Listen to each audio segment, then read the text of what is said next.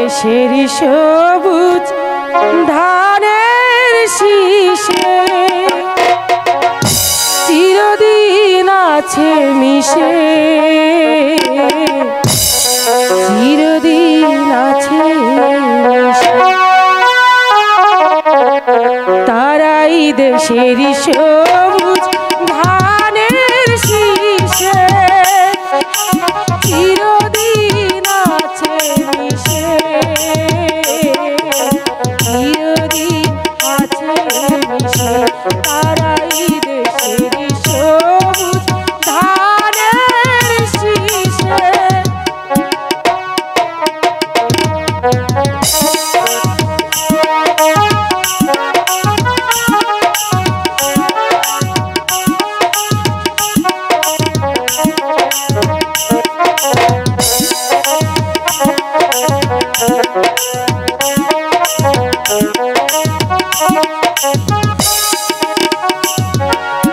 উদাসী মাঝির গানে বাউলার বিরুটানে, উদাসী মাঝির গানে বাউলার বিরুটানে, দোয়েল শ্যামার শীষে, দোয়েল শ্যামার শীষে চিরদিন আছে মিশে। তারাই দেশের সবুজ ধানের শীষে।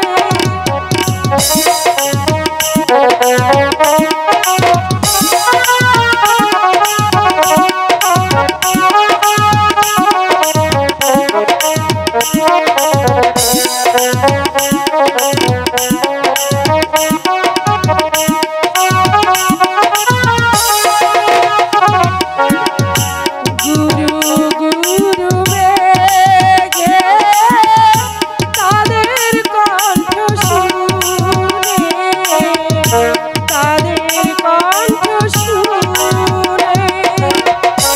রক্ত আমার নেচে উঠে মধুর ফাল্গুনে, মধুর ফাল্গুনে।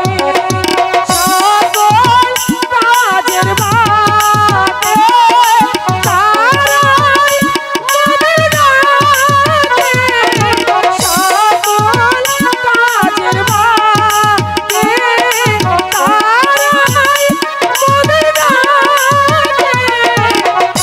দিগন্তদের শীষে, দিগন্তদের শীষে চিরদিন আছে মিশে।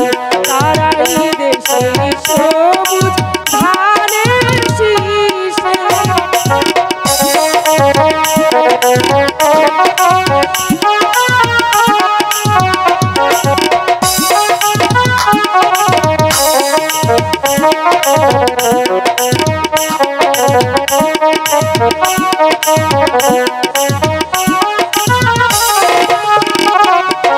উদাসী মাঝির গানে বাউলার বিরুটানে, উদাসী মাঝির গানে বাউলার বিরুটানে, দোয়েল শ্যামার শীষে, দোয়েল শ্যামার শীষে চিরদিন আছে মিশে। তারাই দেশের সবুজ ধানের শীষে চিরদিন আছে মিশে, চিরদিন আছে মিশে। তারাই দেশের সবুজ ধানের শীষে।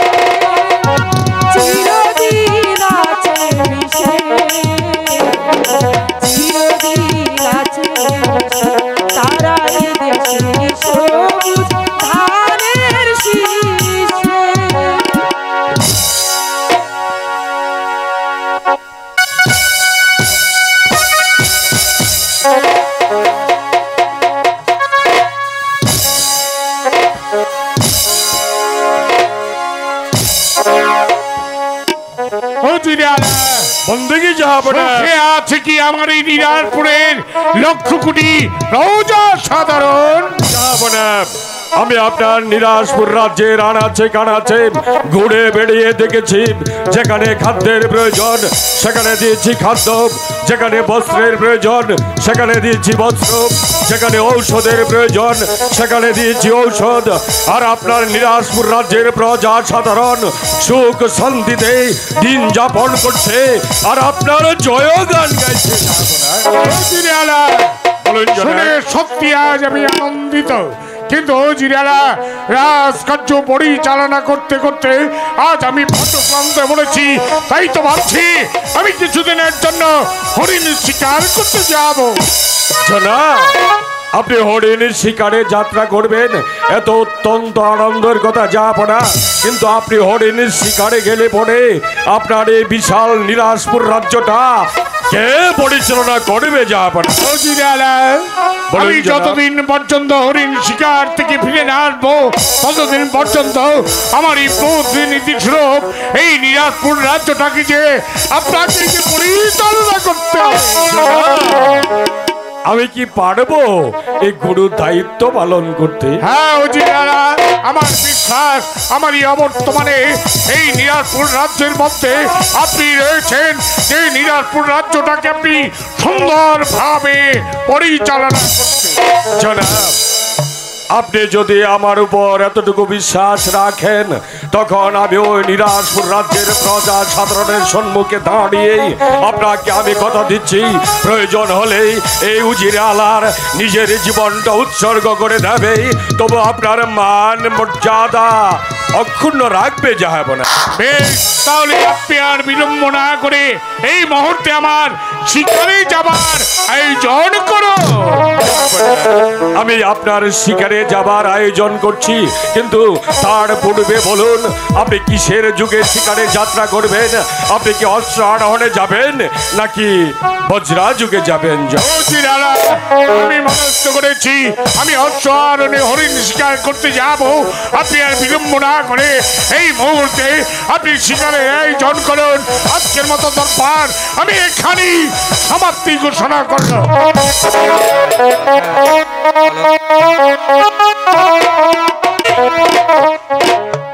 ডাকাতি ডাকাতি ডাকাতি না, ডাকাতি করে কি পেয়েছি? মানুষের ঘৃণা আর অবজ্ঞা।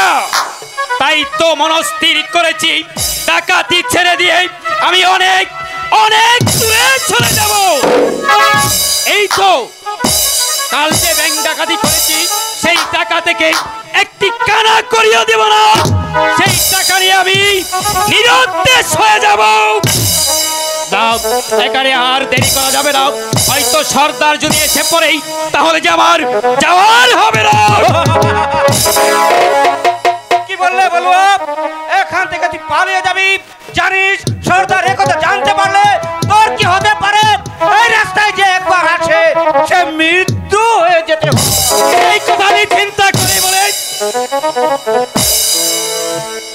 আমি বুঝে শুনে আমি এই আস্তানা ছেড়ে চলে যেতে চাই। তাই নাকি? যে শুনে আস্তানা ছেড়ে তুই চলে যাবি, জানিস সর্দার যদি একথা একবার জানতে পারে তোর কি হবে?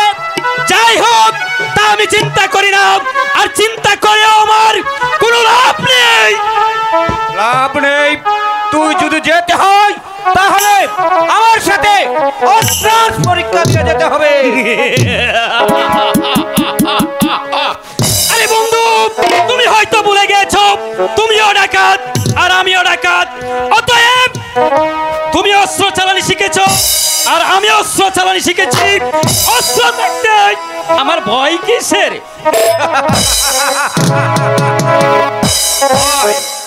ভয় তোর মজো নেই, আমার মজো নেই। তাহলে হয়ে যাক কার বাহুতে কত শক্তি আছে।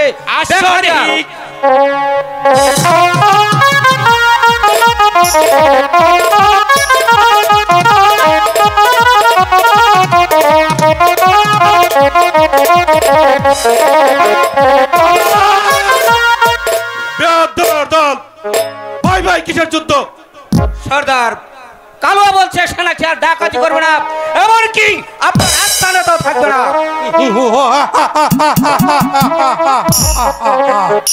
ডাকাতি করবে না কালো সর্দার কিসের জন্য তুই ডাকাতি করবি না?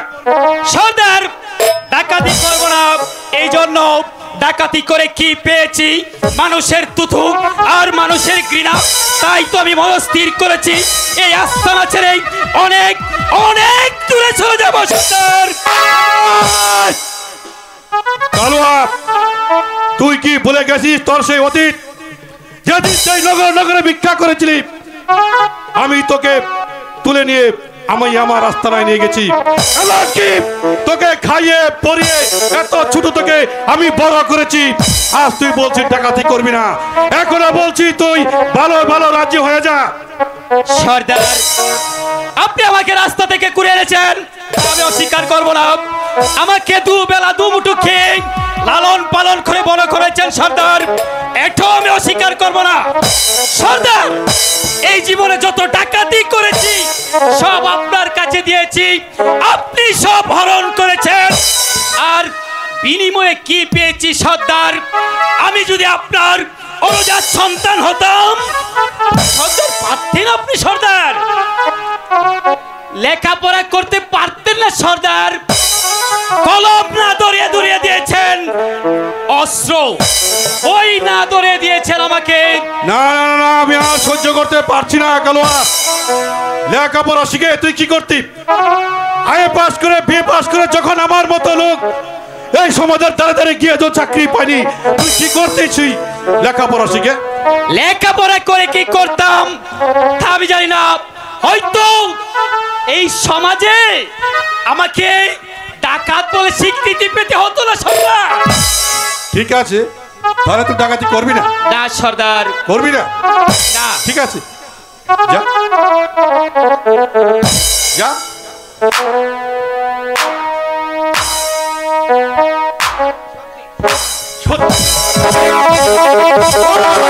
তুই ডাকাতি করবি না? বলছি তো। এখনো সময় আছে, বল তুই ডাকাতি করবি কি না? না না সে যতক্ষণ পর্যন্ত রাজি না হবে ততক্ষণ পর্যন্ত চাবুক মেরে ওর পিঠের চামড়া তুলে নে। এই রে চাবুক। বল ডাকাতি করবে কিনা? না বল না বল ডাকাতি করবে, বল ওই বল ডাকাতি করবে কিনা? জীবন যাবে। ডাকাতি করাতে হয় সেই কৌশল এই বলবার ভালো করে জানা আছে।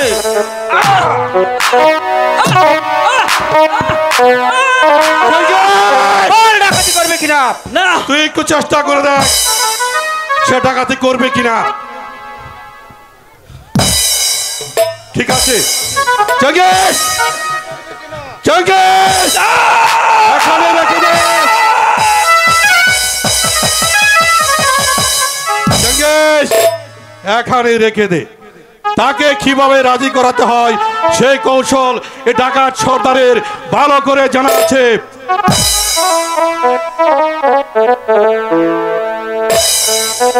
বলবা সর্দার এটা কি দেখেছিস?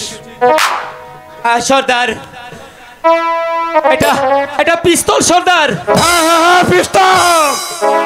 এই পিস্তলে 3টি বুলেট আছে। আমি 1 হতে 3 গণনা পর্যন্ত বর্ণনা করব। এর ভিতরে যদি তুই রাজি না হস তাহলে তোর এই মাথাটাকে আমি এই আকাশে উড়ে দেব। 1 সর্দার 2 সর্দার 3। সর্দার আমি ডাকাতি করব সর্দার।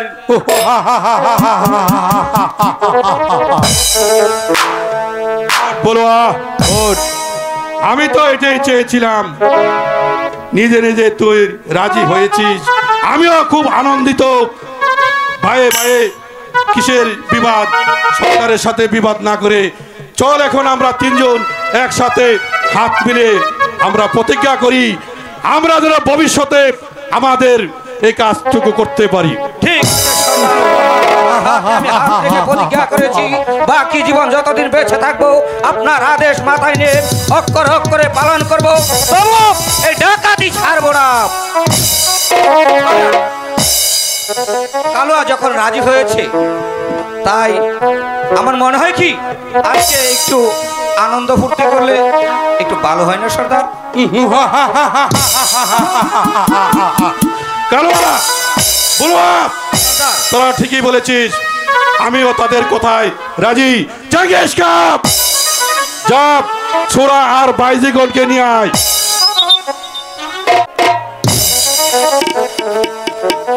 সর্দার, কি হয়েছে চেঙ্গিস? আমি পরস্পর জানতে পারলাম ওই রাস্তায় বাদশা একাব্বর শিকারে আসছে।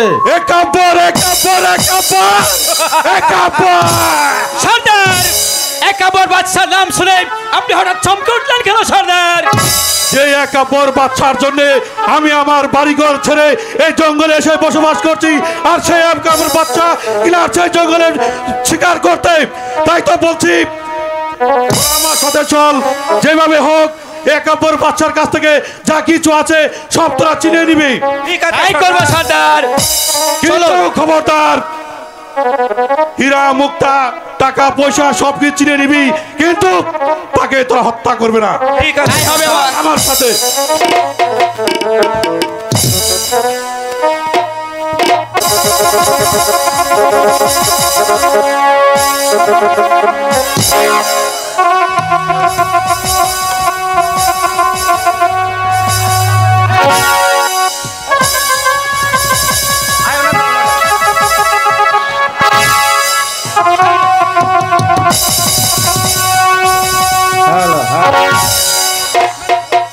খোদা, এত চেষ্টা করলাম তবে একটি শিকার আমি মিলাতে পারলাম না। তবে কি আমার ভাগ্যে শিকার নেই?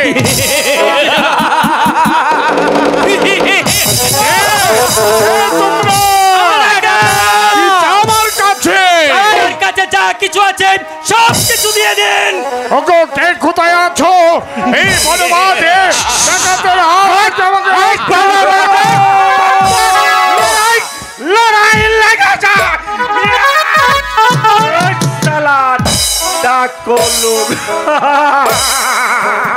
জঙ্গলিরাজ, জঙ্গলিরাজ, তুমি হয়েছে বনের জঙ্গলি আর আমরা হয়েছি ডাকাত। অতএব তোমার কাজে কোনোদিন বাধা হয়ে দাঁড়ায়নি, আজ তুমি আমার কাজে বাধা হয়ে দাঁড়াও, এটা আমি চাই না। অতএব তুমি আমাদের রাস্তাটা ভালো ভালো ছেড়ে দাও, নইলে খোদার কসম তোর মাথাটা আমি গাড় থেকে আলাদা করে দেব।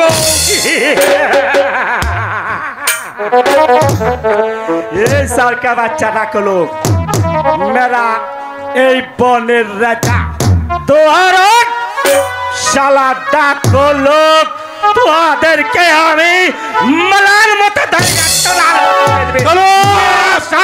উচিত শিক্ষা এসো তবে জঙ্গলিরাজ।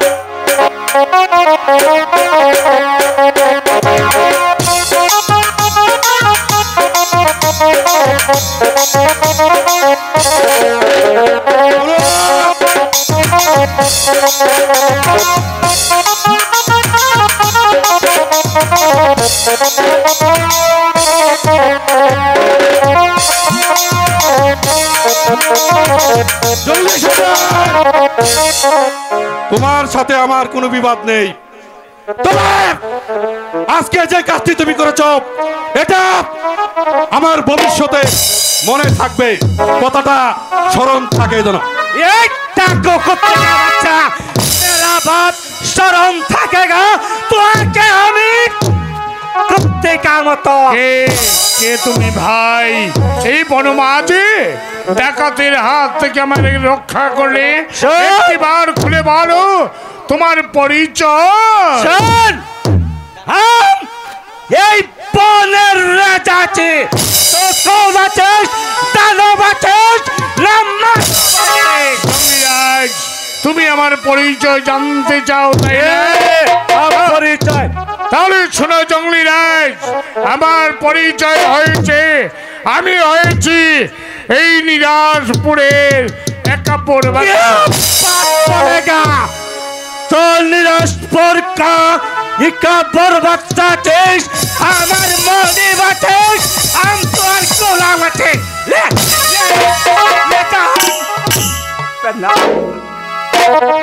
জমিদার बोल राजा এই বনমাঝে ডাকাতের হাত থেকে আমাকে রক্ষা করে আজ তুমি আমার যে উপকার করেছো তাই তো ভাবছি এই বনমাঝে আজ আমি নিঃস্ব তাই তো তোমাকে দেবার মতো কিছুই নেই তবু আমি ভেবেছি এই চোরের জামা আমি তোমাকে পুরস্কার স্বরূপ দান করছি। हम गरीब आदमी अच्छी कभी जंगल में शिकार करेगा हम लोग वही चोरी का भी चमादी की कर बेचेगा জঙ্গলি রায় এই চোরের জামা তোমার কাছে রেখে দাও একদিন নিশ্চয়ই কাজে আসবে। देख राजा हम लोग तो दाई तक साधने काम करे दिला শুধু তাই নয় জঙ্গলি রায় ওই যে দেখো ওখানে বাঁধা আছে আমার উড়িয়াবাজ ঘোড়া আজ থেকে এই উড়িয়াবাজ ঘোড়া আমি তোমাকে দান করলাম। हम गरीब आदमी छोड़ा दे हम लोग की कर बेचेगा জঙ্গলি রাজ এই বনমাঝে চলতে নিশ্চয়ই তোমার কষ্ট হয় তাই তো এই উড়িয়াবাজ ঘোড়া আমি তোকে দান করেছি এই উড়িয়াবাজ ঘোড়ায় চড়ে যেখানে অন্যায় দেখবে অন্যায়ের হাত থেকে মানুষকে রক্ষা করবে এই যে আমার মূল উদ্দেশ্য। हम तो हर और यहाँ बस खुरा सादर ग्रहण कर ले तो हमारा साथ में चल तो आके हम लोग लोकाले पहुंचे थे উপকারের বিনিময়ে তো আমাকে উড়িয়াবাজ খুরা জরির জামা দান করে আনিলে এই বাদশা এই জঙ্গলে সত্তার মালিকের নাম নিয়ে বলছে তোর আওলাদগঞ্জ যদি কোনো দেশ আমার এই বনমাঝে বিপদে পড়িস তাহলে জঙ্গলি সত্তার তোকে চান দিয়ে উত্তর করে আনবে।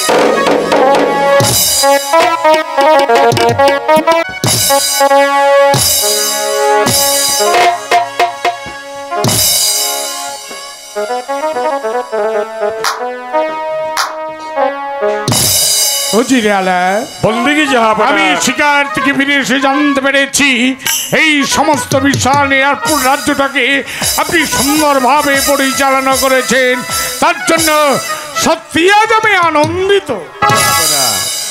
আমি আমার সাধ্য অনুযায়ী চেষ্টা করেছি মাত্র। কিন্তু বলুন জনাব। শিকার থেকে ফিরে এসে আমি আরো জানতে পেরেছি আমার এই নেশা বিশাল নিরাপদ রাজ্য থেকে আমার এই রাজ্যে এক এক করে প্রজা সাধারণ চলে যাচ্ছে তার কারণ কি তা আমি বলতে পারছি না যাব না। আর প্রজারা আপনার এই রাজ্য ছেড়ে চলে যাবেই না কেন বলুন। বলুন জনাব। মান অভিমান ভুলে গিয়ে শুধু একটি বার খুলে বলুন তার কারণ। বলতে যে আমি সাহস পাচ্ছি না যাব না। আমি আপনাকে বই দান করলাম খুলে বলুন। কি বলবো যাব না। ওই আল্লাহ তাআলা রাব্বুল আলামিন আপনাকে এই পৃথিবীতে আট করে রেখেছেন তাই তো নিরাজপুর রাজ্যের প্রজা সাধারণ কেন শুধু আমিও তাই বলছি আপনার মুখ দর্শনে আমাদের মুখে অন্ন জুটে না তাই তো আমরা সংকল্প করেছি আপনার এই রাজ্য ছেড়ে আমরা অন্য রাজ্যে চলে যাব। আমার অন্য প্রতিফলিত আমার আজ দরবারে দাঁড়িয়ে এই কথা বলার সাহস আপনি কোথায় পেয়েছেন? যান এই মুহূর্তে বেরিয়ে যান। বেশ তবে তাই যাচ্ছি যাব না তাই যাচ্ছি যাবার বেলা শুধু এইটুকু বলে যাচ্ছি আজ যেমনি ভাবে অপমান করে আপনি আমাকে রাজ দরবার থেকে তাড়িয়ে দিয়েছেন মনে রাখবেন এমন একদিন আসবে সেদিন আমার সম্মুখে দাঁড়িয়ে দুহাত জোর করে চোখের পানিতে বুক ভাসালেও সেই দিন এই উজিরে আলা আপনার দিকে প্রিয় তাকাবে না। জানি জানি অন্যায় ভাবে আমি উজির সাহেবকে রাজ দরবার থেকে অপমান করে দূর করে দাঁড়িয়ে দিয়েছি, কিন্তু কি করবো মেয়ের বার খোদা তালা এই পৃথিবীতে টাকা পয়সা ধন দৌলত কোনো কিছুর অভাব রাখিনি, মাত্র আমাকে একটি সন্তান দেয়নি বলে এই পৃথিবীর বুকে আমি আটকড়ায় পরিচিত। তাই তো আমার মুখ দর্শনে লাখ লাখ মানুষের মুখে অন্ন জুটে না, তাহলে কি হবে এই পৃথিবীতে বেঁচে থেকে? আমি বাঁচতে চাই না, এই জীবন আমি চিরতরে শেষ করে দেব।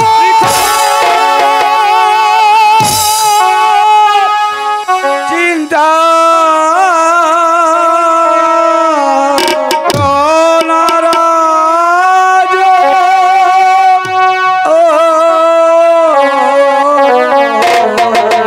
মহাপুরুষ বৃথা চিন্তা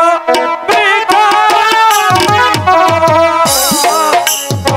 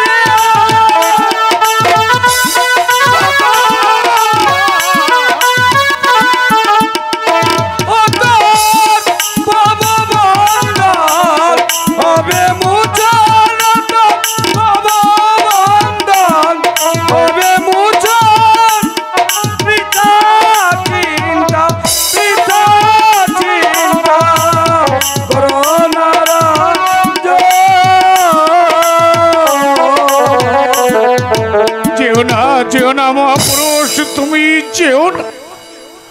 ওই তো মহাপুরুষ চলে গেল। ওই মহাপুরুষ তো ঠিকই বলেছে। কেন কেন আমি চিন্তা করব? ওই মেহেরবান খোদা তাআলা যখন এই পৃথিবীর বুকে আমাকে আটখুরা বানিয়ে রেখেছেন, তাহলে আমি আর চিন্তা করব না।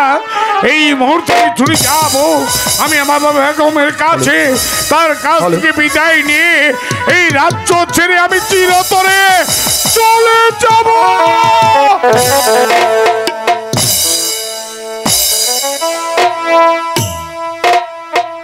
না, এই মুহূর্তে যদি আমি বেগমের কাছে যাই, তাহলে হয়তো সে আমাকে যেতে দেবে না।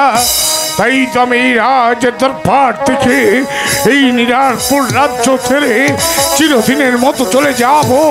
তাই তো যাবার পূর্বে এই নিরাশপুরের প্রজা সাধারণ তোমাদের একাপর বাচ্চা তোমাদের ছেড়ে চলে যাচ্ছে। তবে যাবার পূর্বে শুধু তোমাদের কাছে শুধু আমার একটাই অনুরোধ, যদি একাপর বাচ্চার মুখ দর্শনে কেউ কোনোদিন অনাহার থেকে থাকুন, যদি আমার কটু ব্যবহারে কারো মনে মেয়ে দুটো আঘাত দিয়ে থাকি, তাহলে তোমাদের এই হতভাগ্য কাপড় বাচ্চাকে তোমরা ক্ষমা করে দিও।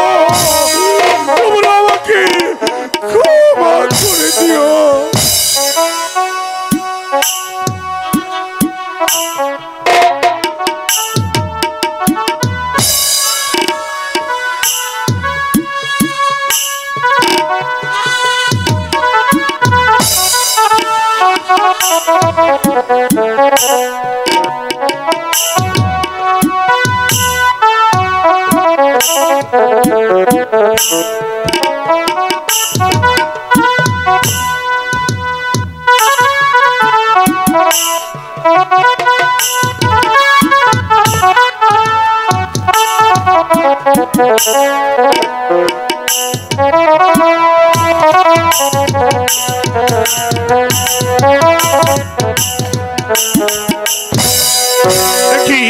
হঠাৎ করে সিংহাসন খানাকে বটলো কেন?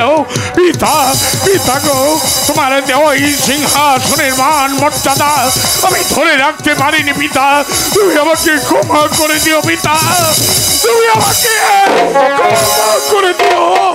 বিদায় বিদায় শৈশবের খেলাঘর, বিদায় নিরাশপুরের প্রজা সাধারণ, বিদায় বিদায় বিদায়।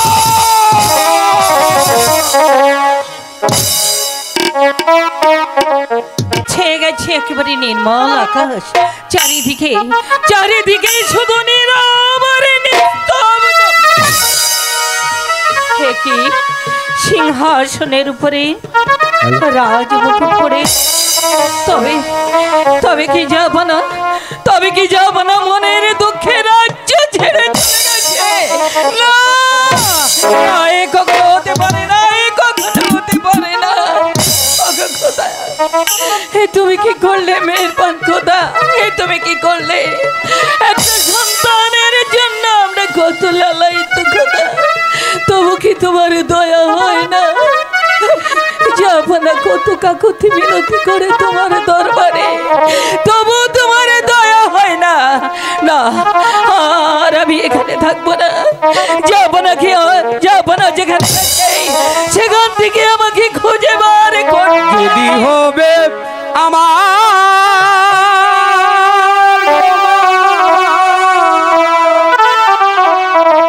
মুছো মাগো নয়ন ধারা, যদি হবে আমার গো মা মুছো মাগো নয়ন ধারা।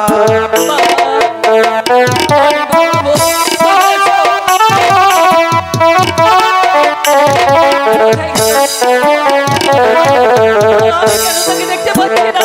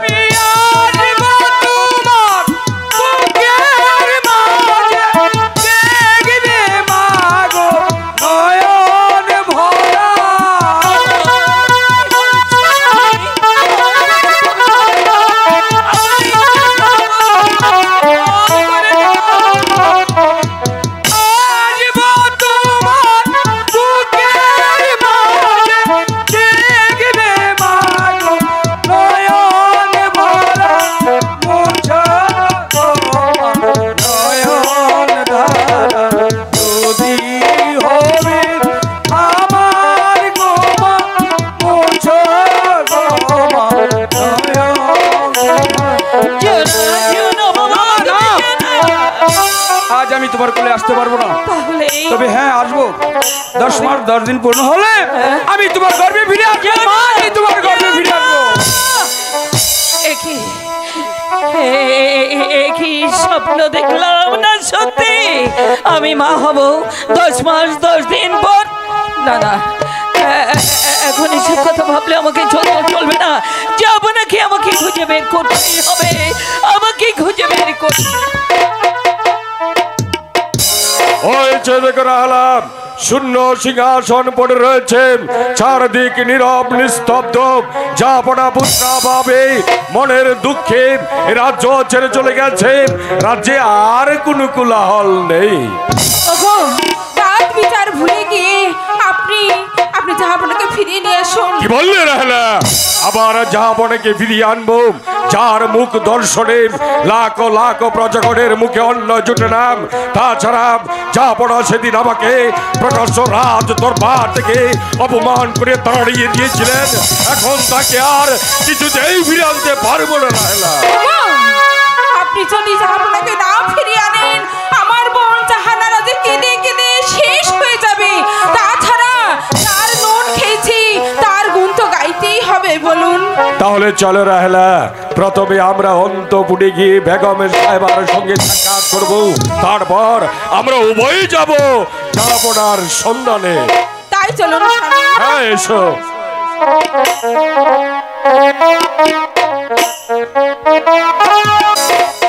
বাতিজা, বাতিজা রে, ওই চাচা, তাড়াতাড়ি আহো, তাড়াতাড়ি আহো, কামকে জোয়ার এসে আসো। ওই বেটা চিল্লাইতাছিস কেন? কিছে? আরে আহো।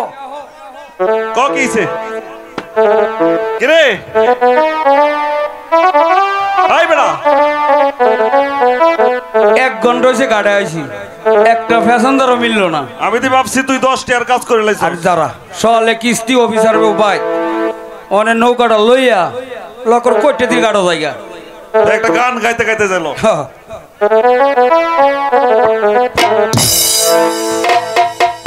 মাঝি ভাইয়া যা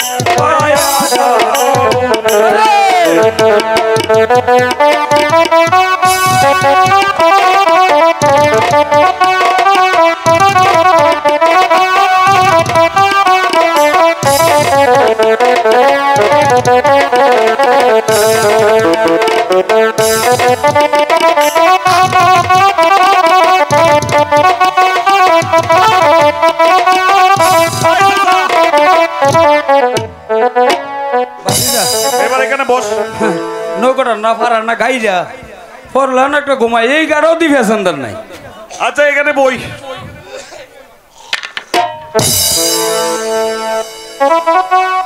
মাঝি ভাই, এই যে মাঝি ভাই, তোমরা কি আমাকে একটু ওপারে পার করে দেবে? মাঝি ভাই, এই যে মাঝি ভাই, ও তোমরা কি আমাকে একটু ওপারে পার করে দেবে? বাতিজা রে, ওই চাচা, ওই আমাকে কবল মনে খুলছে। দেখ তো গাড়ি বেসেন দাঁড়াইছে, দেখ দেখ, ওই তুই দেখ, তুই দেখ।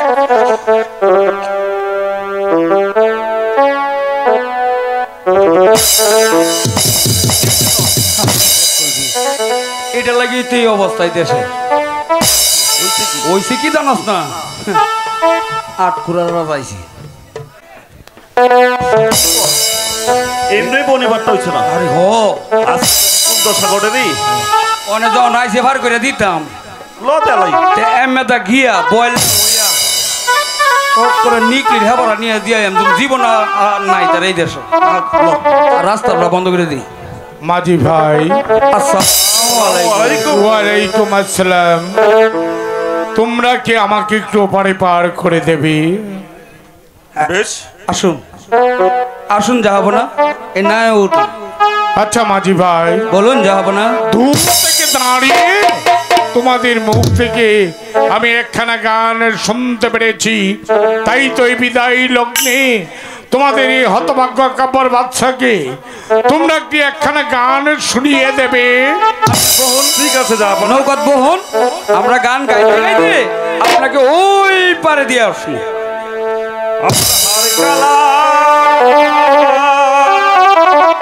করলাম রে আমি কালার লাইগা রে,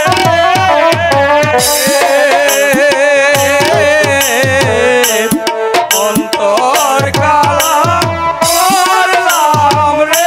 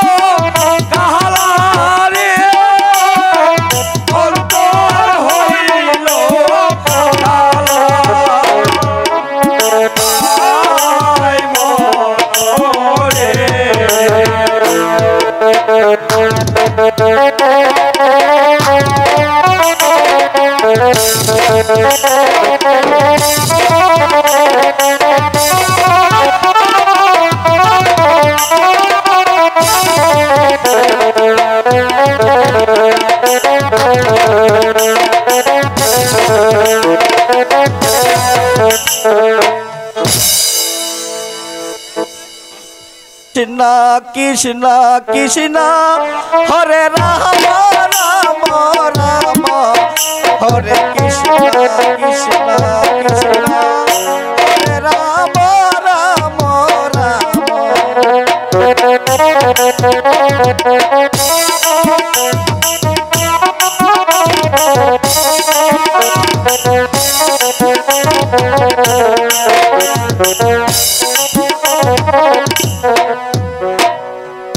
ওই তো নীরব নিস্তব্ধ খানন, এখানে কোনো জনমানবের কোলাহল নেই। এখানে বসে আমি আমার প্রভুর নাম জপ করব। হরে কৃষ্ণ বিষ্ণু মহেশ্বর। হরে দিনের পর দিন, মাসের পর মাস, বছরের পর বছর সংসারে মায়ে কাটতে পারছি না। আমি কি প্রভু তোমার দেখা কোনোদিন কি পাবো না? আমি এখানে বসে আমি প্রভুর ধ্যান বন্ধ করব। ওই তো নির্জন কানন, যেখানে কোনো জনমানবের সারা শব্দ নেই, যেখানে একাব্বর বাচ্চারা আপন বলতে কেউ নেই, যেখানে একাব্বর বাচ্চার জন্যে কেউ এক ফুটো চোখের জল ফেলবে না, তাই তো এসেছি আমি নির্জন কানন। কিন্তু কেন কেন আজ আমি এলাম এই নির্জন কাননে? ওই খোদা তালা আমাকে টাকা পয়সা ধন দৌলত কোনো কিছুরই অভাব রাখিনি, মাত্র কি সন্তান আমাকে দেয়নি। আমার মুখ দর্শনে লাখো লাখো মানুষের মুখে অন্য জুটে না, তাই তো এসেছি নির্জন কাননে। এই জীবন আমি রাখতে চাই না, এই জীবন আমি চিরতরে।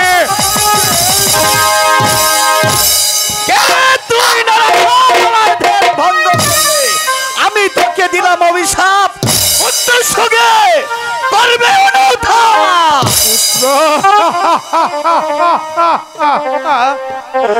মণিবর, এই পৃথিবীর বুকে যে আমার কোনো সন্তান নেই, হবে তোর পুত্র হবে।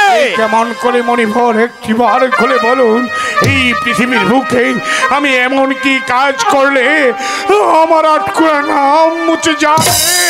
শোন রে মূর্খ, আমি তোকে একটি ফুল দেব, এই ফুল ভিজে তুই এবং তোর স্ত্রী করবে, তাহলে যে তুই পুত্র সন্তান লাভ করতে বলছেন মণিবর? হ্যাঁ, কিন্তু আবার এর মধ্যে কিন্তু কেন মণিবর?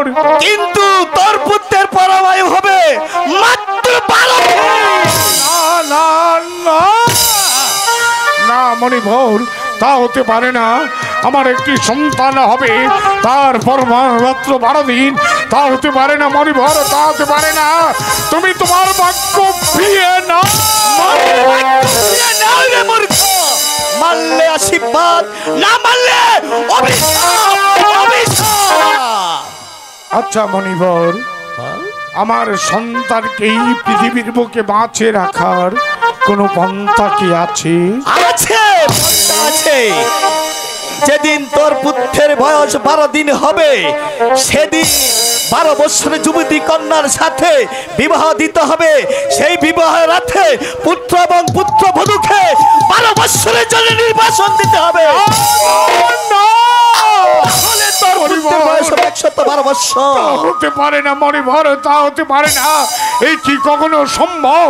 আমার সন্তানের বয়স যখন 12 দিন পূর্ণ হবে, 12 বছরের কন্যার সঙ্গে তার বিয়ে দিতে হবে, তা কখনো সম্ভব নয় মণিবর। তুমি তোমার বাক্য ফিরিয়ে নাও। কোনোদিন ফিরে নেওয়া নয় রে মূর্খ। মানলে আশীর্বাদ, না মানলে অভিশাপ, অভিশাপ। ওই যে দেখ, ওই যে দেখ, মনে ধাউ ধাউ করে আগুন জ্বলছে, আগুন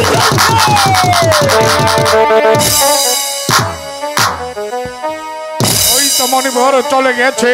এসেছিল আমি নির্জন কাননে আমি আমার প্রাণ বিসর্জন দেব বলে ওই মণিবর বলেছে আমার একটি পুত্র সন্তান হবে। তাহলে কেন আমি আমার প্রাণ বিসর্জন দেব? আমি আবার ফিরে যাব, তারপর আমি বেগমের কাছে গিয়ে সব কিছু খুলে বলবো।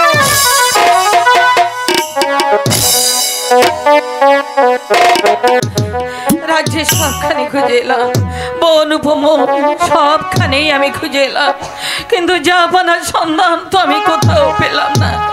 কিন্তু জাহাপনাকে যদি আমি না পাই, তাহলে তাহলে আমার বেঁচে দেখে লাভ কি? খোদা, তুমি কি দেখতে পাও না? খোদা, তুমি কি দেখতে পাও না? না না, আর আমি তোমার দরবারে দুটি হাত তুলবো না, আর আমি তোমার কাছে কাঁদবো না। জাহাপনাকে যদি আমি ফিরে না পাই, তাহলে ওই নদীর জলে প্রাণ বিসর্জন।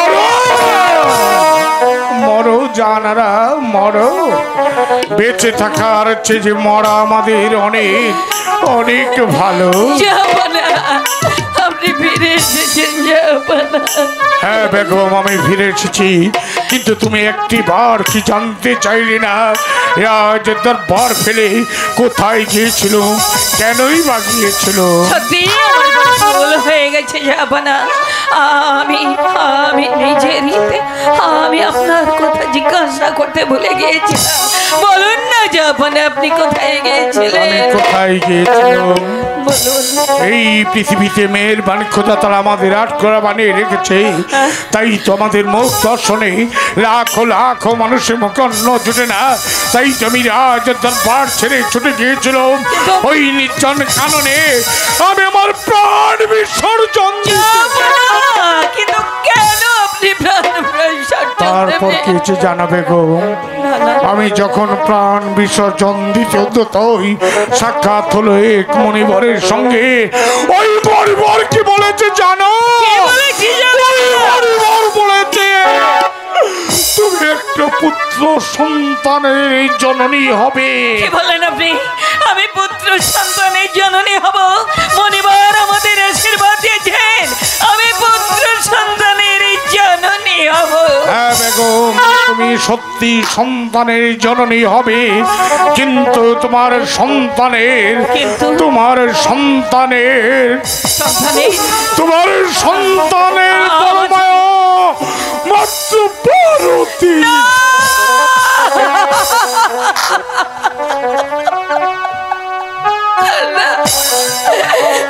হতে পারে না, কখনো হতে পারে না, জামানাই হতে পারে না। আমার সন্তানের পরময় মাত্র 12 দিন হতে পারে না।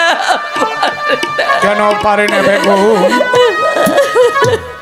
তুমি কি চাও না এই নিরারপুর রাজ্য থেকে আমাদের আজকের নাম মুছে যাক? তুমি কি চাও না বেগম আর কখনো রাজ্যের প্রজা সাধারণ আমাকে আঙ্গুল দেখে বলবে না ওই তো ছুটে যাচ্ছে আমাদের আটকরা বাচ্চা? আজ হয়তো তার মুখ দর্শনে আমাদের অনারে থাকতে হবে। আমি কখনো চাইব না, কখনো চাইব না, কিন্তু যাব না। এর কি কোনো বিধান নেই? আছে আছে বেগম, আছে। তোমার সন্তানের বয়স যখন 12 দিন পূর্ণ হবে, 12 বছরের কন্যার সঙ্গে তার বিয়ে দিতে হবে। শুধু তাই নয় বেগম, বাসর রাত্রে তাতে দিতে হবে 12 বছরের জন্য নির্বাসনে। কোথায় তুমি কি করলে? কোথায় আমার ওই 12 দিনের শিশুকে নির্বাসনে পাঠিয়ে আমি কেমন করে থাকবো? কেন পারবে না বেগম, কেন পারবে না?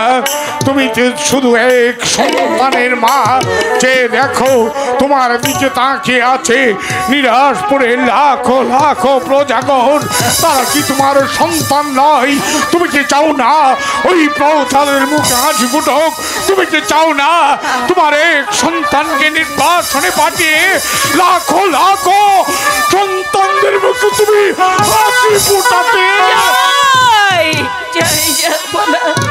আমি চাই এই নিরাশপুরে লাখো লাখো প্রজাই তো আমার সন্তান। এদেরকে নিয়েই তো আমি এতদিন বেঁচেছিলাম। খোদা তাআলা যখন একটা সন্তান আমাদের দেবে, সেই সন্তানকে 12 দিনের জন্য আমাদেরকে নির্বাসনে পাঠাতে হবে। তবু আমি ভেঙে পড়বো না, যাব না। বেশ বেগম, এই মুহূর্তে আমি বড্ড ক্লান্ত, বিশ্রামের আমার প্রয়োজন। আমি যাচ্ছি বিশ্রাম কক্ষে, তুমি পরে এসো বেগম।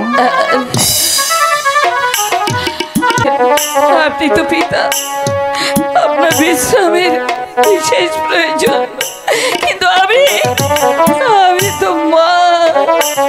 ওই 12 দিনের শিশুকে নির্বাসনে পাঠিয়ে আমি কেমন করে থাকবো? খোদা, আমি কেমন? না না, প্রজাদের মুখের দিকে তাকিয়ে আমাকে বুকের কান্না চেপে রেখে হাসি মুখে থাকতে হবে। আমি যাই, আপনাকে আমি সান্ত্বনা দিয়ে খেতে আমার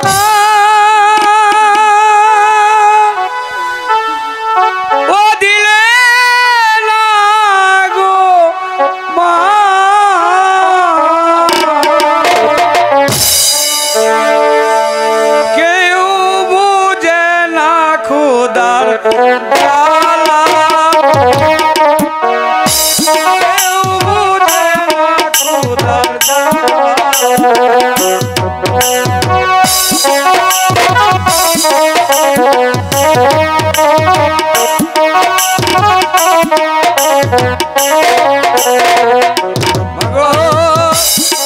নদীরে উপবাসী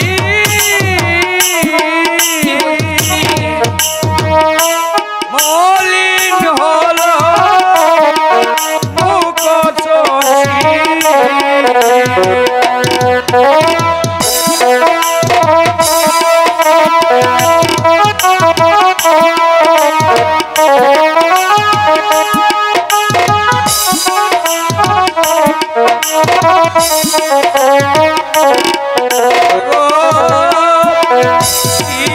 দিনে উপবাসী মলিন হলো মুখচোষী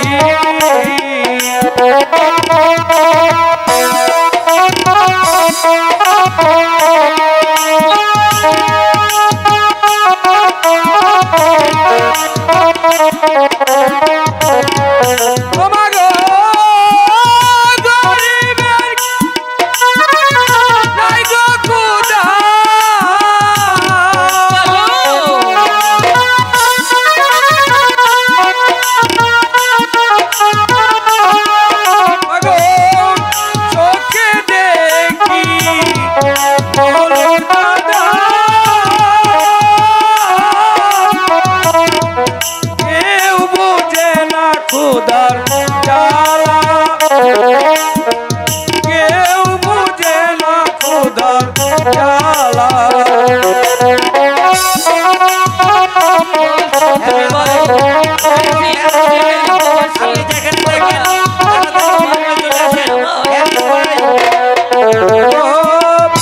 হাতিতে পাও নাহি পাইব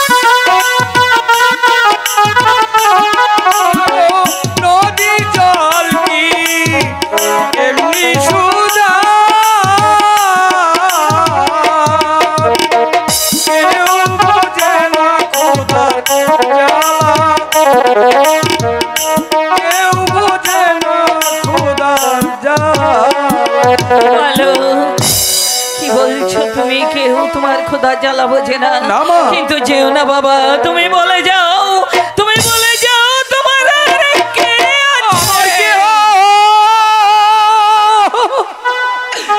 নয় গো মাগো আর কেহ নয় গো,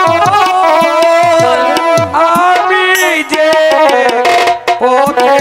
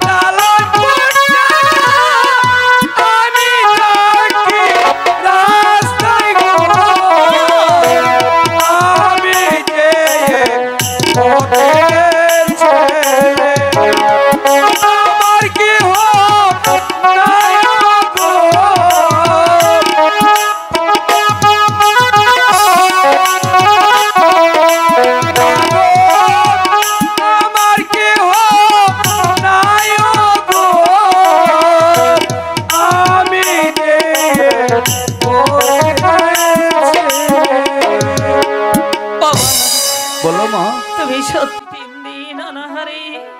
না মা, এই পৃথিবীতে আমার কেউ নেই। সত্যি কেউ নেই? সত্যি বলেছি, কেউ নেই। তুমি আমাকে খেতে দিবে মা? আমি তো আছি বাবা, আমি তোমাকে খেতে দেব, আমি তোমাকে পেট ভরে খেতে দেব। তাহলে চলো মা, আমি আর যে বড্ড খিদে লেগেছে। চলো আমার সঙ্গে, এসো বাবা, এসো।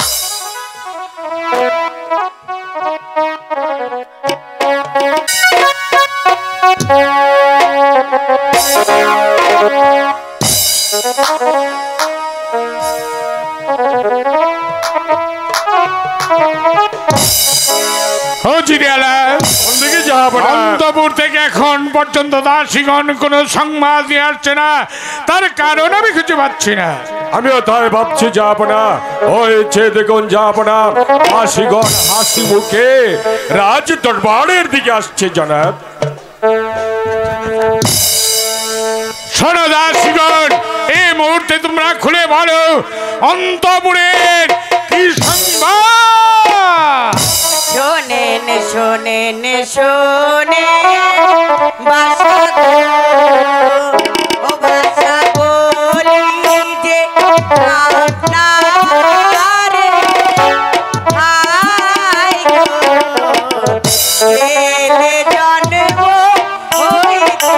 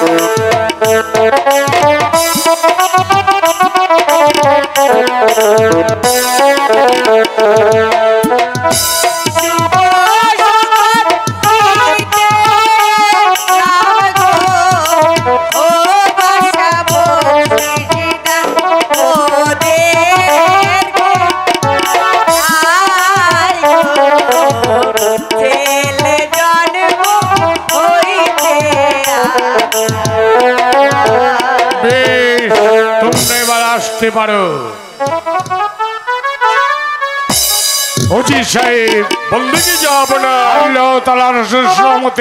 এই পৃথিবীর বুক থেকে আমার এক নাম মুছে নিয়ে আল্লাহ তাআলা আমাকে একটি পুত্র সন্তান দিয়েছে।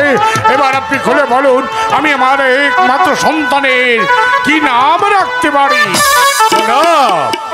আমি বলছিলাম কি, আমাদের রাজ্যের সেরা রাজ জ্যোতিষীকে রাজ দরবারে ডেকে নেই, আপনার একমাত্র সন্তানের নামকরণ করলে অতি উত্তম হতে যাব না? উত্তম উত্তম যুক্ত জিরালা, আমি তাই করছি। এই কে আছিস রাজ জ্যোতিষী?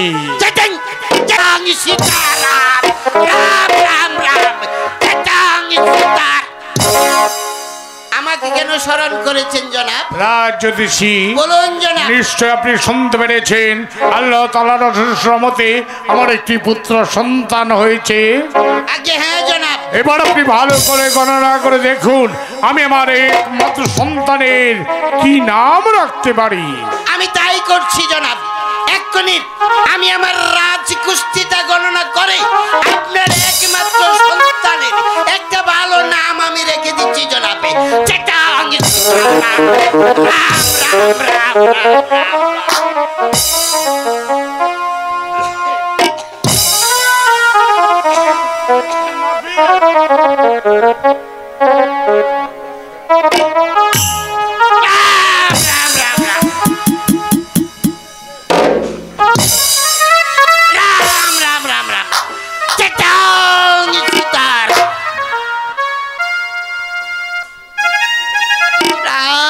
রাম রাম রাম রাম আই কালি লড়িয়া সিংহের পৃষ্ঠে ছড়িয়া সিংহের পৃষ্ঠে দিয়া পাও কানে কানে কইয়া যাও যদি না কো হাসা কথা তবে কাউ তোমার 14 কুস্তির মাতা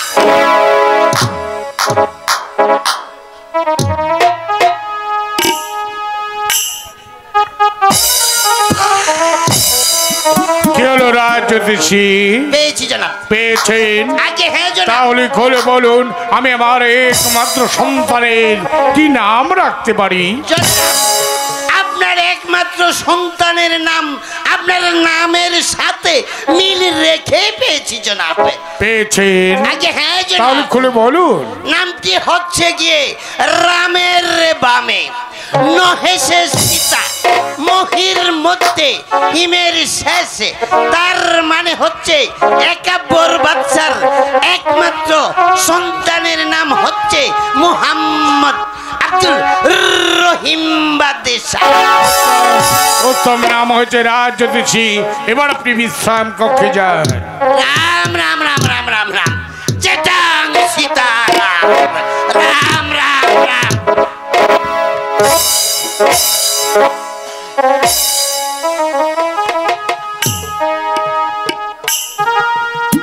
গুস্তাকি মাফ হয় জনাব। আল্লাহ তাআলা রাব্বুল আলামিনের অশেষ রহমতে ও মনিবরের আশীর্বাদে আপনার একটি ফুটফুটে পুত্র সন্তান জন্মগ্রহণ করেছে। আমাদের রাজ্যের সারা রাত জ্যোতিষী দ্বারা গণনা করে তার সুন্দর একটি নামকরণ করা হয়েছে যাব না, কিন্তু আমি কি একটি বার জানতে পারি যাব না আজকের এই আনন্দময় মুহূর্তে আপনাকে এত চিন্তিত মনে হচ্ছে কেন?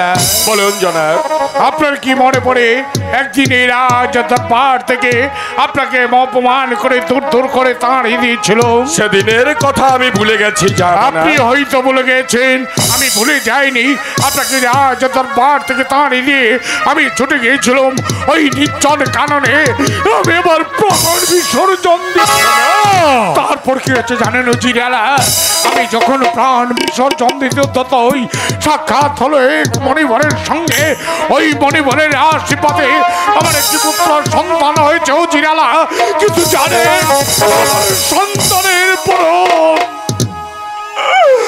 আমার সন্তানের পরমায় মাত্র 12 দিন। মাত্র 12 দিন? ইহার কি কোনো পন্থা নেই জনাব? আছে উজিরালা আছে। তাহলে একটি বার আমাকে খুলে বলুন জনাব। তাহলে শুনুন, আমার সন্তানের বয়স যখন 12 দিন পূর্ণ হবে 12 বছরের কন্যার সঙ্গে তার বিয়ে দিতে হবে। শুধু তাই নয় উজিরালা, বাসর রাতে তাদের দিতে হবে 12 বছরের জন্য নির্বাসনে। আপনার কি আছে যাব না? আপনার অত্যন্ত বিশ্বস্ত এই উজিরালা তো রয়েছেন। আপনি একটি বার আমাকে আদেশ করুন, যেমন করে হোক যেভাবে হোক 12 বছরের কন্যার সন্ধান আমি করবো যাব না। তাই করুন উজিরালা, তাই করুন। এই মুহূর্তে আমি আপনাকে আদেশ করছি, এই মুহূর্তে ছুটে যাবেন নিয়ারপুর রাজ্যে এক প্রান্ত থেকে অপর প্রান্ত পর্যন্ত, জীর্ণ কুটির থেকে রাজমহল পর্যন্ত। আগামী শুক্রবার যার কন্যার বয়স 12 বছর পূর্ণ হতে যাবে তাকে সসম্মানে রাজ দরবারে নিয়ে আসবে। ঠিক আছে যাব না। ঠিক আছে, আপনি যখন আমাকে আদেশ করেছেন তখন আপনার আদেশ মাথায় নেই। এই মুহূর্তে আমি ছুটে যাব ইন্দিরাজপুর রাজ্যের আনাচে কানাচে, তারপর রাজ্যের এই প্রান্ত থেকে অপর প্রান্ত পর্যন্ত, জীর্ণ কুটির থেকে রাজমহল পর্যন্ত তন্ন তন্ন করে খুঁজে দেখবো কার ঘরে রয়েছে 12 বছরের কন্যা। তারপর যেমন করে হোক যেভাবে হোক ওই কন্যা এবং কন্যার পিতাকে রাজকীয় মর্যাদা দিয়ে রাজ দরবারে হাজির করব। সাহেবের উপর ভরসা করলে চলবে না, আমাকে জানতে হবে আগামী শুক্রবার আমার এই নিরাজপুর রাজ্যের মধ্যে কার কন্যার বয়স 12 বছর পড়তে যাচ্ছে। কে আছিস রাজ্যোতিষী? রাম রাম রাম রাম রাম রাম রাম এটা আমাকে আবার কেন অনুসরণ করেছেন না জনাব। জ্যোতিষী, বলুন জনাব। এবার আপনি ভালো করে গণনা করে দেখুন আগামী শুক্রবার আমার এই নিরাজপুর রাজ্যের মধ্যে কার কন্যার বয়স 12 বছর পূর্ণ হতে যাচ্ছে। আমি তাই করছি জনাব, এক্ষুনি আমি গণনা করে দেখব আপনার এই নিরাজপুর রাজ্যে কার ঘরে রহিয়াছে 12 বছরের যুবতী কন্যা। চিটাং সীতারা।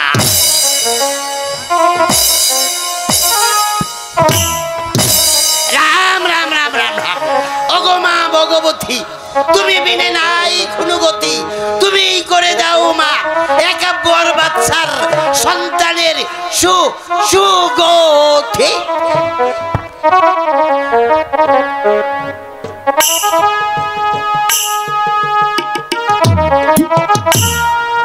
রাম রাম রাম রাম রাম। মাছ খাই না, মাংস খাই না, ধর্মে দিয়েছি মন, কাস্তের মালা গলায় দিয়ে চলেছি শ্রী শ্রী বৃন্দাবন।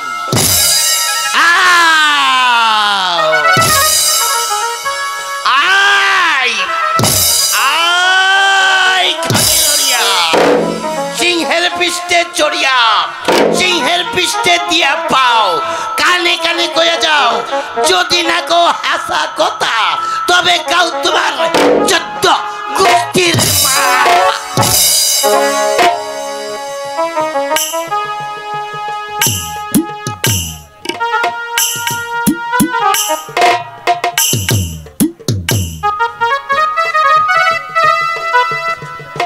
কি হলো রাজ জ্যোতিষী, আপনি এমন করছেন কেন? পেয়েছেন তাহলে 12 বছরের কন্যার সন্তান আমি পেয়েছি জনাব। তাহলে আপনি খুলে বলুন। সে কথা বলতে যে আমি একেবারে সাহস পাচ্ছি। আমি আপনাকে অবদান করলুম, খুলে বলুন।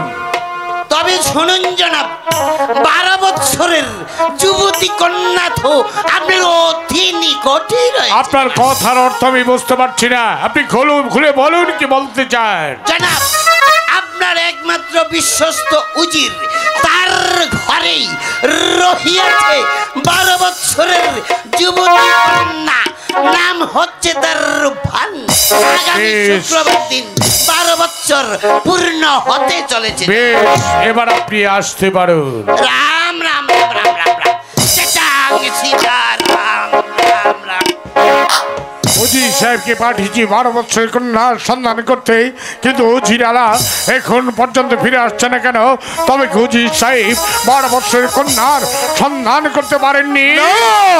না জনাব, আমি সারা রাজ্য তন্ন করে খুঁজবো, 12 বছরের কন্যার সন্ধান আমি করতে পারলাম না। যাবো না। উজিরালা, বলুন জনাব। আপনি সমস্ত নিরাজপুর রাজ্যটা ঘুরেও 12 বছরের কন্যার সন্ধান করতে পারেননি, কিন্তু আমি রাজ দরবারে বসে আমি যে 12 বছরের কন্যার সন্ধান করতে পেরেছেন জনাব। একটি বার আমাকে খুলে বলুন, কার ঘরে রয়েছে 12 বছরের কন্যা। আমি এই মুহূর্তে উল্কার মতো ছুটে যাবো ওই কন্যার বাড়িতে, তারপর যেমন করি হোক, যেভাবে হোক, ওই কন্যা এবং কন্যার পিতাকে রাজকীয় মর্যাদা দিয়ে রাজ দরবারে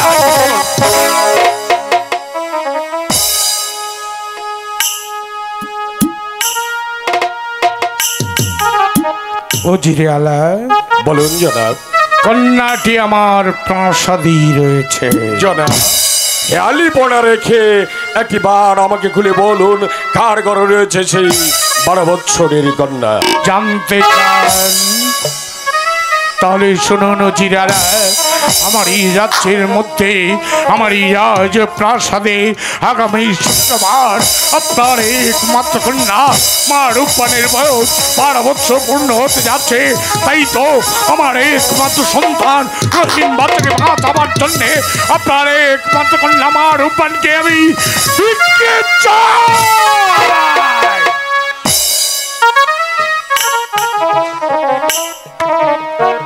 বাচ্চার ছেলের সঙ্গে উজিরের একমাত্র কন্যার বিবাহ, এর চেয়ে বড় আনন্দের বিষয় আর কি হতে পারে যাব না। কিন্তু বিয়ে হচ্ছে প্রেম, প্রীতি, ভালোবাসার বন্ধন। বিয়ে তো আর পুতুল খেলা নয়, হয় খেললাম না হয় ভেঙে ফেললাম। 12 দিনের একটা পুতুলের হাতে 12 বছরের কন্যা বা রূপবান কেন অর্পণ করতে পারবো না? এই অসম্ভব কাজ আমার দ্বারা সম্ভব হবে না, কেননা আমি যে তার জন্মদাতা পিতা। আমিও তো রহিম বাদশার একমাত্র জন্মদাতা পিতা, তাই তো আমার সন্তানকে রক্ষা করার কর্তব্য তো আমার রয়েছে। তাই জান হলে আপনি যদি আমার প্রস্তাব মেনে নেন, এই নিরাজপুর রাজ্যটা আমি আপনার নামে লিখে দেব। এই নিরাজপুর রাজ্য কেন, নিরাজপুর রাজ্যের মতো 10টি রাজ্য এই উজিরের নামে উইল করে দিলেও 12 দিনের একটা পুতুলের হাতে আমার মা রূপবান কেন অর্পণ করতে পারবো না? আপনি আমাকে অযথা বিরক্ত করবেন না। আপনি তো শুধু আমার উচিত নয়, আপনি আমার বড় ভাই, তাই তো আমার সন্তানকে রক্ষা করার কর্তব্য তো আপনারও রয়েছে। তাই তো আমার অনুরোধ আপনাকে রাখতে হবে। আপনার কর্মচারী হিসেবে আপনার সন্তানকে পৃথিবীর বুকে বাঁচিয়ে রাখার জন্য আমার যেমন কর্তব্য রয়েছে, যেমন দায়িত্ব রয়েছে, আমার মেয়ে বা রূপবানের প্রতি কি আমি পিতা হিসাবে আমার কোনো কর্তব্য নেই, আমার কোনো দায়িত্ব নেই? তার মধ্যে আপনি কি একটিবার ভেবে দেখেছেন এই কথাগুলো আপনি কার সম্মুখে দাঁড়িয়ে বলছেন? আমি মোটেও বলে যাইনি জনাব। আমি নিরাজপুরের ভাগ্য বিধাতা বাদশাহ কাবুরের সম্মুখে দাঁড়িয়ে কথা বলছি। কিন্তু আমি যে কথাগুলো বলছি সেই কথাগুলো হচ্ছে একজন পিতার কথা, একজন জন্মদাতার কথা। তার পূর্বে কি আপনি কি একটিবার ভেবে দেখেছেন আপনি যদি রাজাদের সমন্বয় করেন তাহলে তার পরিবর্তে আপনার কি শাস্তি হতে পারে? জানি জনাব, অন্যায় বিচারে আপনি আমার প্রাণ দণ্ডের আদেশ দিতে পারেন, কিন্তু আমার এই তুচ্ছ প্রাণের জন্য আমার মাতৃহীন মা রূপবানের সর্বনাশ আমি করতে পারবো না। বরং তার পূর্বে মা রূপবানকে গলা টিপে মেরে কেটে টুকরো টুকরো করে ওই নদীর স্রোতে ভাসিয়ে দেব, তোমার আপনার সন্তানের হাতে তুলে দেব না। আপনি যদি আপনার একমাত্র কন্যাকে বাঁচাবার জন্য এত কঠোর হতে পারেন, এত বাছার হতে পারেন, তাহলে আমি কি পারি না আমার একমাত্র সন্তান রহিম বাচ্চাকে বাঁচাবার জন্য একটু বাছার হতে, একটু নির্মম হতে? তাই তুমি শেষবারের মতো জিজ্ঞাসা করছি, বলুন আপনি আমার প্রস্তাব মেনে নেবেন কি না? আমি তো পূর্বে বলেছি আপনি নিরাজপুরের ভাগ্য বিধাতা, আর তার রাতকে দিন করে দিতে পারেন। আপনার সন্তানের জন্য যদি কর্মচারীর কাছে ভিক্ষে চাইতে পারেন, তাহলে আপনার কর্মচারী হয়ে আমার একমাত্র মেয়ে মা রূপবানকে এই পৃথিবীর বুকে বাঁচিয়ে রাখার জন্য আমি কি পারি না আপনার পদতলে বসতে? আপনি রাজাদের সমন্বয় করে যে অপরাধ আপনি করেছেন, তাই তো ভাবছি আপনাকে কি শাস্তি দিতে পারি। তাই তো ভাবছি আপনাকে আমি শাস্তির স্বরূপ আদেশ করলাম মৃত্যুদণ্ড।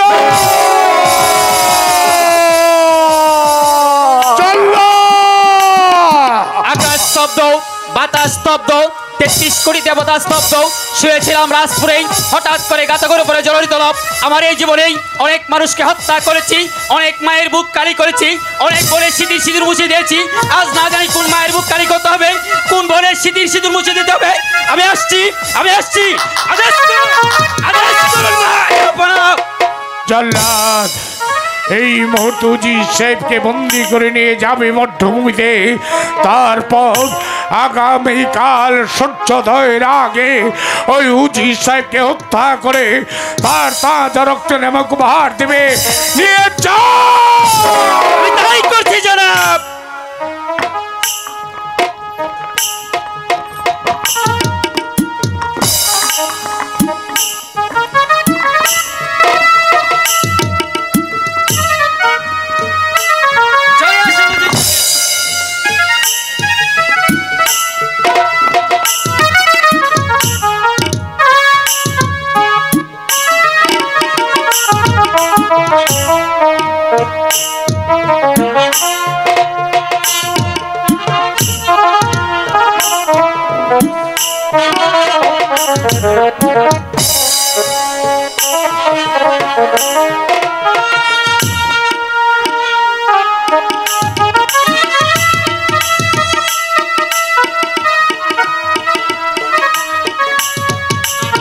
জাহাপনা, দীর্ঘদিন যাবৎ অত্যন্ত বিশ্বস্ততার সাথে আপনার অধীনে আমি কর্মরত ছিলাম। এই নিরাজপুর রাজ্যের প্রজাদের স্বার্থে নিজের অজান্তে যদি কোনো ভুল করে থাকি তাহলে আপনি আমাকে নিজ গুণে ক্ষমা করে দেবেন। যাবার বেলা আরো একটি অনুরোধ করে যাচ্ছি, যা বয়স ভুলে যা। বর্তমানে আমার মা রূপবানকে যেন অন্যায় ভাবে চিনে আনা না হয়। চলে আসুন ওজির সাহেব।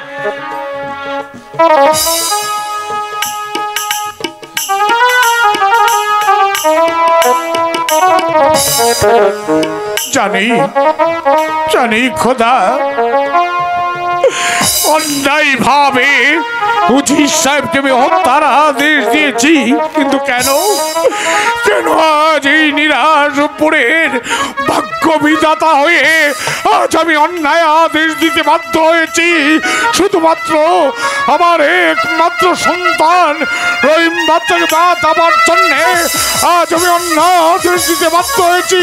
তার জন্যে যদি খোদা তোমার দরবারে একবার বাচ্চা সারা জীবন অপরাধ হয়ে তাই থাকবো, তবু চিৎকার করে বলবো আজ আমি অন্যায় আদেশ দিয়েছি। আমি আমার সন্তানকে বাঁচাতে, আমি আমার সন্তানকে